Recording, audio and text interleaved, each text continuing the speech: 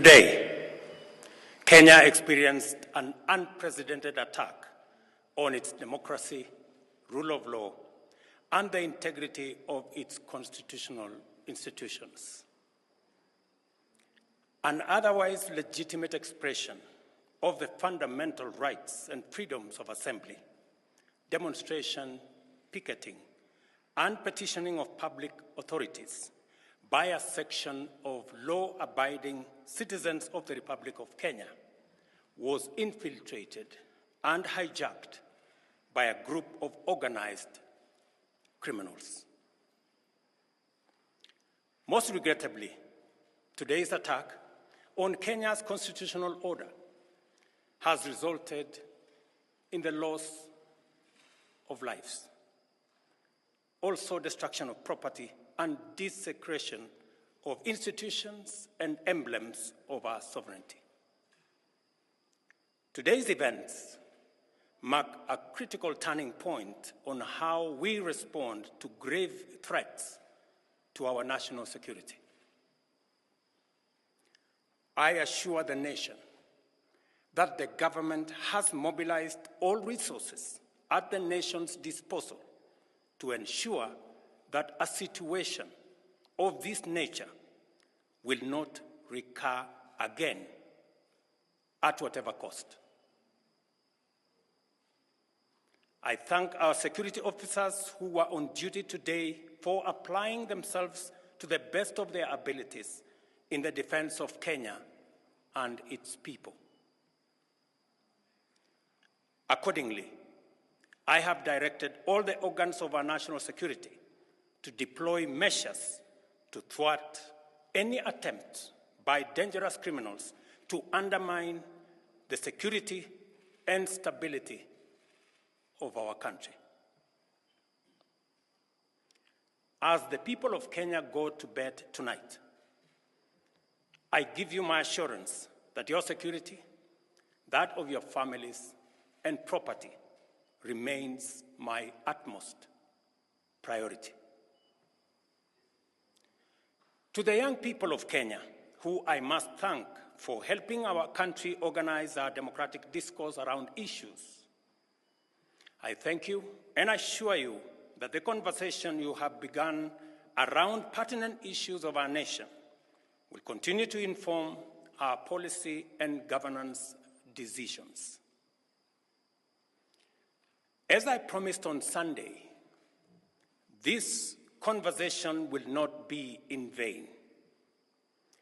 I will not only champion for the cause of issue-based, policy-oriented, and tribeless engagement on critical national issues, but also provide a framework for this conversation to be processed and its outcomes implemented.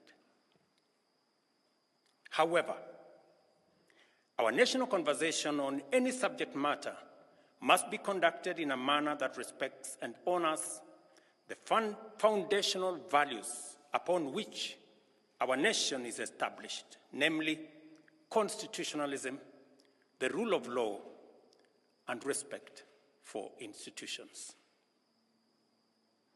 It is very painful for Kenya that a conversation this crucial was hijacked by dangerous people who have caused us the kind of loss we have incurred as a nation today.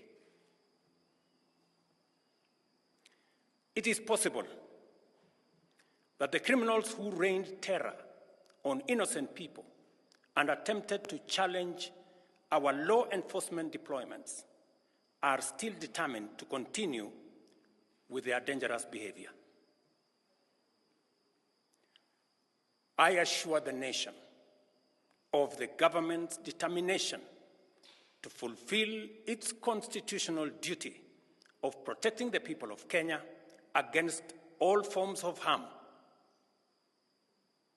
I hereby put on notice the planners, financiers, orchestrators, and abettors of violence and anarchy that the security infrastructure established to protect our republic and its sovereignty will be deployed to secure the country and restore normalcy.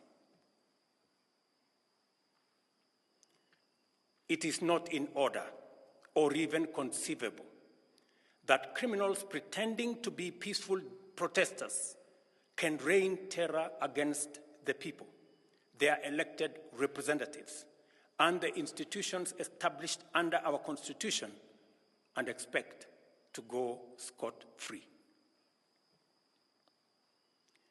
We must isolate crime from democratic expression and separate criminals from people exercising the freedom of expression and divergent opinion. I shall continue to lead a government that is fully committed to maintaining the integrity of our state, promoting the unity of our nation, and enhancing the peace and security of all citizens and their livelihoods. I am bound under sacred constitutional mandate to respect, uphold, and defend the Constitution of Kenya, which declares that all sovereign power belongs to the people, and that this power shall be exercised only in accordance with the Constitution. The government will therefore uphold its constitutional mandate to secure our nation and its development, and shall treat every threat to national security and the integrity of our state as an existential danger to our republic.